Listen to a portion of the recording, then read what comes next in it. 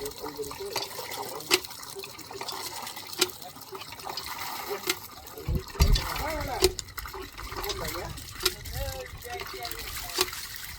খোৱা পানীৰ বাবে হাহাকাৰ কৰিব লগা হৈছে এগৰাকী মহিলা। কোকৰাঝাৰ জিলাৰ 4 নং বাখুংগুৰি সমষ্টিৰ এগৰাকী বিশেষভাৱে সক্ষম মহিলা নাম মুছলিমা বেগম। আৰু এই মুহূৰ্তত মই মুছলিমা বেগমৰ বাসগৃহত আহি উপস্থিত হৈছোঁ। এই মুহূৰ্তত কিছু দৃশ্যাংশ আমি দেখুৱাম ND24 দৰ্শকসকলক যে এইগৰাকী মহিলা বিশেষভাৱে সক্ষম মুছলিমা বেগম। মুছলিমা বেগমৰ ঘৰত খোৱা পানীৰ ব্যৱস্থা নাই দমকল, যাৰ ফলত তেখেতে প্ৰতিদিনে আনৰ ঘৰত বা দূৰ দূৰণিৰ পৰা খোৱা পানীকে আদি কৰি গা ধোৱা পানীও তেখেতে বহু দূৰ দূৰণি বা আনৰ ঘৰৰ পৰা আনিব লগা হয়। কিন্তু আনৰ ঘৰত পানী আনিব গ'লেও তেখেতে বিভিন্ন কটু সমালোচনাৰ সন্মুখীন হ'ব লগা হয়। এই মুহূৰ্তত মহিলাগৰাকী আছে, মই কিছু কথা পাতিবলৈ চেষ্টা কৰিম। ভিডিঅ' দেখা পাইছোঁ আমি, যে সামাজিক মাধ্যমত দেখা পাইছোঁ, আমি নিজে আহিছোঁ, খবৰ দিছে, আপোনাৰ ঘৰত আহি উপস্থিত হৈছোঁ যে আপুনি খোৱা পানী গা ধোৱা পানী আপুনি বেলেগৰ ঘৰৰ পৰা আনে বা দূৰ দূৰণিৰ পৰা আনিব লগা হয়। কিমান সত্য কথাখিনি? হয়, বেলেগৰ ঘৰৰ পৰা আনি খাওঁ আৰু বেলেগে গালি দিয়ে, দূৰৰ পৰা পানী লৈ আনি খাওঁ। এই গাঁওটো কি বুলি কয়? তো পাখৰিতল বুলি কয়, পকৰিগ্ৰাম পাখৰিতল। পাখৰিতল। আপুনি বিশেষভাৱে সক্ষম, ভালকে খোজ কাঢ়িব নোৱাৰে। কিবা চৰকাৰীভাৱে কিবা সুবিধা পাইছে না পোৱা নাই? পোৱা নাই। আপুনি খোজ কাঢ়িব নোৱাৰে ভালকে খোজ কাঢ়িব নোৱাৰে। আৰু যেতিয়া আনৰ ঘৰত পানী আনিব যায় আপুনি, কিবা কোনোবা গালি দিয়ে নেকি? হয়, গালি দিয়ে, কল দিব নোৱাৰা নেকি, বেলেগৰ ঘৰত পানী বুলি আহা। ঘৰত আপুনি অকলে থাকে? ঘৰত অকলে থাকো। আপুনি কি কাম কৰে?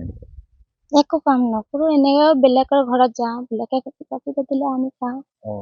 বেলেগৰ ঘৰত মানে কাম কৰে আপুনি? বেলেগৰ ঘৰত গাঁৱে কাম কৰে আপুনি? হয়। দাদাহঁতৰ কিবা গাঁৱৰ দাদা আছে, সেইবিলাক কিবা দিয়ে। আপোনাৰ ঘৰত দমকল নাছিল? দমকল নাছিলে। এতিয়া দেখিছোঁ দমকল আছে।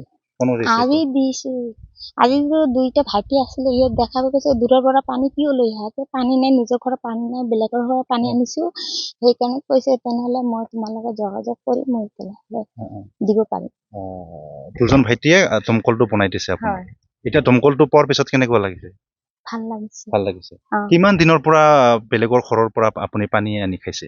বহুত দিনৰ পৰা। বহুত বছৰৰ পৰা আপুনি পানী আনে? কি ক'ব ভাইটি দুইটাক আপোনাক? চৰকাৰেতো দিয়া নাই? চৰকাৰ দিয়া নাই। ভাইটি দুজনে দিলে ন?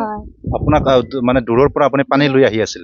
দূৰৰ পৰা পানী লৈ আহিছে, তাতে দেখি কৈছে ইমান দূৰৰ পৰা কিয় পানী লৈছে, আমি নিজৰ ঘৰত দমকল নাছিলে, সেইকাৰণে বেলেগৰ ঘৰৰ পৰা পানী লৈ আহিছে, কৈ তেনেহলে মই তোমাৰ লগত যোগাযোগ কৰি মই আনি দিব। তেনেকৈ কৈছে?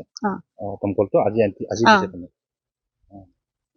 হয়, বৰ্তমান দুগৰাকী যুৱক তেখেতসকলে এই মহিলাগৰাকীৰ যিটো ঘৰত দমকলৰ ব্যৱস্থা নাছিলে, পানীৰ ব্যৱস্থা নাছিলে, এই মুহূৰ্তত মই কিছু দমকলৰ পৰিৱেশখিনি দেখুৱাব বিচাৰিম যে এই ধৰণে দুজন ব্যক্তিৰ প্ৰচেষ্টাত এই মহিলাগৰাকীয়ে দমকল লাভ কৰিবলৈ সক্ষম হয়, আৰু যাৰ ফলত এতিয়া নিজ ঘৰতে তেখেতে পানীৰ ব্যৱস্থা পাইছে। খুবেই আনন্দ পাইছে মহিলাগৰাকীয়ে। আৰু যি দুগৰাকী ব্যক্তি দমকলৰ ব্যৱস্থা কৰি দিলে মহিলাগৰাকীক, বিশেষভাৱে সক্ষম মহিলাগৰাকীক, সেই দুগৰাকী ব্যক্তি আছে।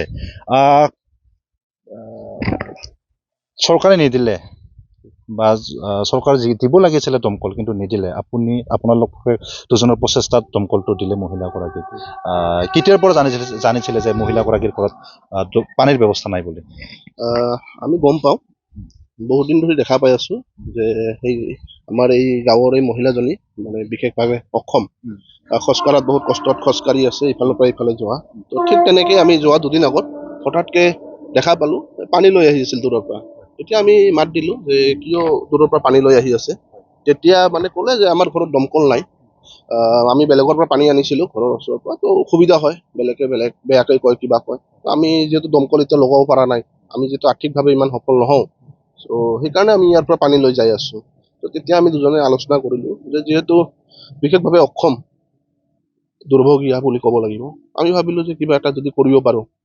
আৰু পিছত আমি ঘৰত আহিলোঁ, ঘৰত আহি দেখিলোঁ যে খালি দমকল নহয়, ইয়াত মানে বিদ্যুতৰ সংযোগো নাই, সিহঁতে এন্ধাৰত থাকে ক'ব গ'লে, আৰু বাথৰুম লেট্ৰিন বুলি একো নাই। সিহঁতৰ কথা মতে যে সিহঁতে কষ্টকে মানে ঘৰ এখন বনাই লৈছে, কিন্তু বাকী ব্যৱস্থাটো সিহঁতে কৰি ল'ব পৰা নাই, কাৰণ সিহঁতে আৰ্থিকভাৱে ইমান সফল নহয়। চ' সেইকাৰণে আমি ভাবিলোঁ যে নাই, আমি দমকলটো আগত বনাই দিওঁ, কাৰণ দমকলটো বিশেষভাৱে প্ৰয়োজন। ৰাতিপুৱা উঠাৰ পৰা ৰাতিলৈকে পানী আমাৰ অতিকৈ প্ৰয়োজন। তো আমি দমকলৰ ব্যৱস্থাটো আজি কৰি দিছোঁ।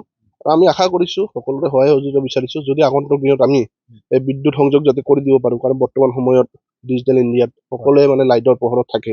তো তাৰ মাজতে যিহেতু লাইট নোহোৱাকৈ এই গৰমত ফেন নাই, এই টিনৰ ঘৰত সিহঁতে বসবাস কৰি আছে, সেইটো দেখি বেয়া লাগিছে। পিছত আমি দুজনে আলোচনা কৰি যে কিবা এটা কৰি দিব পাৰোঁ নেকি বুলি কৈ দমকলটো বনাই দিলোঁ।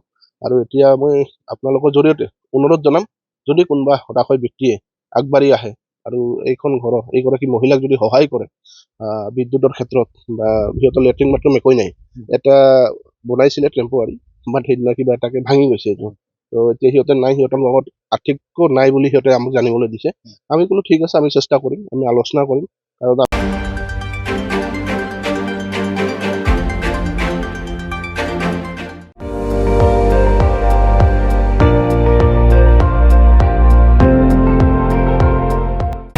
আপুনি চাই আছে ND24, সৰ্বশ্ৰেষ্ঠ নহয় সৰ্বোত্তমৰ দৌৰা।